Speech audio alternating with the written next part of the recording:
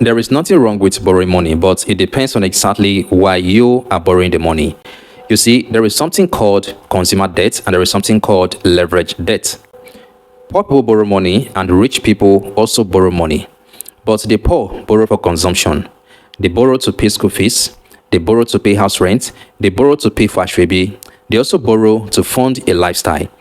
Basically, they are borrowing money to spend. They are borrowing money for consumption. They are borrowing money to buy things that will not add a dime to their pockets or their bank accounts.